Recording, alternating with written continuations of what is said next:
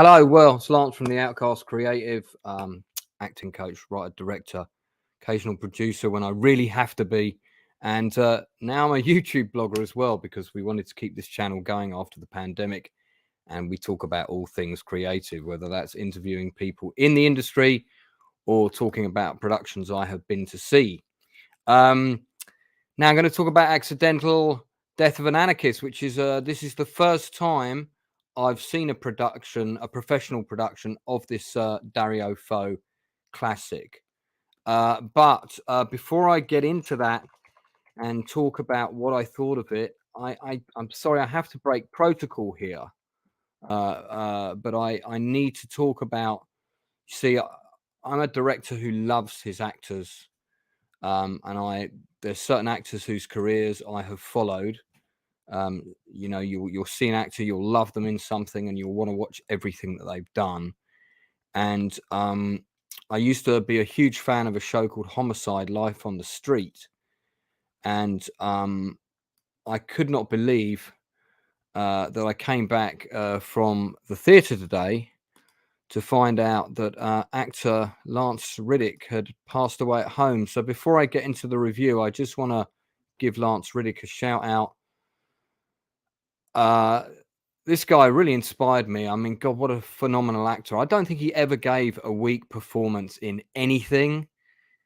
And I just want to say thanks for the memories. I really enjoyed watching this actor. I just loved watching him work. So I don't want to get distracted from the review. But you know, I'm really gutted. I'm really gutted that we've lost Lance Riddick. What a fantastic actor and a phenomenal talent. You know, there's not many actors out there who are a powerhouse like him. Right, let's get into it. Death of the Anarchist. So, Death of an Anarchist, is a well-known play that has been produced many times. It was written by Dario Fo, an Italian political, you would say a politically motivated playwright who first wrote the play to, I guess, address death in police custody with the Italian police authorities. Now, the Italian police were in the 70s and 80s, earlier 80s in particular, were not known to be particularly nice individuals, and there were quite a lot of things that went on like that. For example, if you watch the Italian film The Tough Ones, which is an old film that was made about that era, this does not show the police at their best. Let me tell you that right now. This is a modern production, however, and because the police have in the UK have been under quite a bit of pressure and scrutiny and much discussion in recent times, particularly following the death of Sarah Everhard at the hands of a serving police officer, as well as a number of other things we could get into. This play feels very, very relevant at the moment, and they have modernized it and set it within the British framework, shall we say. And there's been an extensive reworking of the script. So by that, I mean that the core narrative and the core dialogue is all the same, but much of it has been adapted with a very thick layer of additional commentary for the current times. There's a lot of modern jokes. There's a lot of moments of parody. There's lots of breaking of the fourth wall. Now, I haven't seen a production of this before beyond my student years, and I went with my production designer friend, who's also a member of the Outcast Creative, Chris de Wilde, who's designed many shows in London, and he kind of filled me in a bit on past productions of it that he had seen. He has seen quite a few, and sort of let me know what he thought of it. Now, Chris thought that it was a first-rate production. I don't have anything to compare it to, but that's fine, because you know what? When I go to see theatre, I like to know as little about the play as possible. So let's get into it. Did I like it? Yes, I did. I thought it was very well done, extremely well designed, very well acted, strong cast. It was inventive, it was clever, it was funny. Perhaps a little bit too chaotic at times for my liking. That is purely a personal thing. It's not a criticism of the show. I think that most people will enjoy this show. I think most people will enjoy this version. I did chat to some people afterwards. I like trying to talk to a few different people. The general consensus is that people loved it. I did go on press night, so it wasn't a regular audience. I prefer to go and see shows not on press night.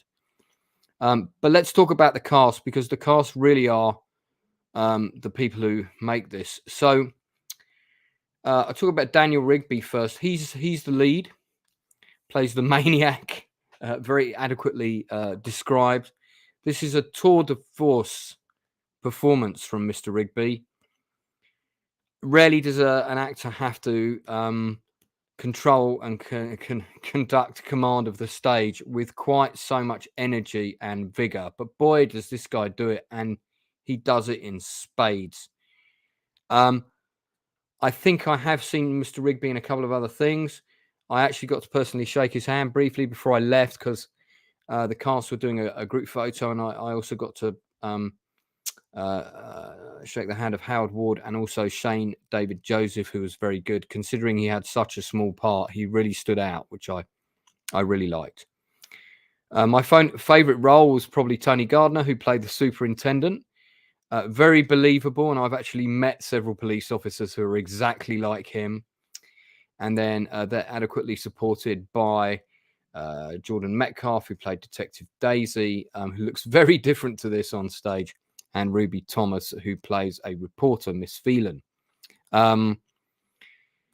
Yeah, like I said, I haven't seen the play before. I am familiar with the work of Dario Fo. Hi, Darth Plato. Thanks so much for tuning in, my friend. Just straight back from the theatre, doing a quick review of the play, The Death of an Anarchist. So how I would probably give this 4.5 stars out of 5. I'm only taking half off because, for me, I'll tell you what the issue, and Chris brought this up as well, was the delivery and the energy and the pace of the play is so fast that sometimes one joke has just landed and you're laughing at that joke, and then you miss the line of the next joke. So, for example, there was a joke about Russell Crowe at one stage in the play, and then he did an impression of Russell Crowe, and he said his name, and everybody burst out laughing. And then he did another line of Russell Crowe, but we couldn't hear it because everybody was still laughing at the last joke. So I think if I had any criticism about the play and the performances, it was just that we need some of the things to land. Give us a beat so we can hear the next line of dialogue, because we lost quite a few lines of dialogue because of that. And I felt some of those lines of dialogue were quite important. They weren't always just gags. But the play is making I don't want to get into spoilers too much, but the play is making an incredibly strong and powerful message about the conduct of the authorities, and it could be the authorities in any country. It's reset to be in England. Of course, this was originally a statement about the Italian authorities, authoritarian figures, be they police or whoever. And it does it in an extremely clever way. And you wouldn't think that the play that is so rip-roaringly funny has this gut-wrenching message at the end, which kind of hits you out of nowhere. You're not really ready for it. And that's simply because you've been up and down on this rollicking roller coaster, having such good fun watching this show, that the serious message is there right in front of you, but you're not really thinking about it because you're enjoying the jokes. And then at the end of the show, you really get hit by it. It's a clever use of production design. I do not want to spoil it for anyone who might go and see it. It's very clever, and I really liked it. So again, I'm just going to give props. I mean, this is very much the show of you need a powerhouse actor in the role of the maniac for this show to work. Daniel Rigby is absolutely that. He's got great chemistry with the audience, let alone the rest of the cast. And props to the rest of the cast as well. They do get to make their mark. I really enjoyed it. Thought it was very good. I'd happily go and see it again. 4.5 stars out of 5 for me. I do recommend it. It is booking at the Lyric Hammersmith until the 18th of April. I would be very surprised if this particular production doesn't have a shelf life elsewhere. I should also give props to... Sorry, I'm being terrible here. I must give props to the director, Daniel Raggett, who did an extremely good job. And Tom Baisden, who adapted this... the original script, and he's modernized it in a way that works really well. The sound designer, Annie Mae Fletcher, and composer did a really good job with the music and sound design. And I particularly liked the production design as well. I can't see if that's given to one particular individual here. We have Jay Morijaya for the lighting designer. But anyway, props to the director as well. Well directed. But just for me, just give us a few beats to let some of those things land, because there's so much going on and it's such a fast paced. And I don't want to reduce the energy of the play by any means, but I did want a moment to get some of the jokes, and I did miss some of the lines of dialogue which I felt were important. So look, that's it. Just a quick review, and again, I feel a bit heartbroken about the loss of Lance Reddick. God, what a phenomenal actor! I was on such a high when I came back from this show, and to come back to that news and see it all over the internet everywhere is I feel my heart goes out to his family and friends and everyone who's worked with him. I'm sure he was a very beloved actor in the industry. But Accidental Death of an Anarchist. If you like the play, or if you haven't seen it before, go and see it. The Lyric Hammersmith produces fantastic work. It's a great independent venue. I love supporting the Lyric Hammersmith. Every time I go there, I'm straight online when I come back and I do a review. And I've seen about 5 shows there now, and they've all been great. And this one was definitely with the best. It was up there as one of the best I've seen at the Lyric Hammersmith. Don't forget to like and subscribe and leave a comment if you left this review. There's other reviews on here if you want to check them out. We just did a review with Alan Graff, who's one of the hardest working stuntmen in Hollywood today, still going, 222 film credits. It's on the channel. I'm doing a retro review of the film Silverado this Sunday at 9 o'clock.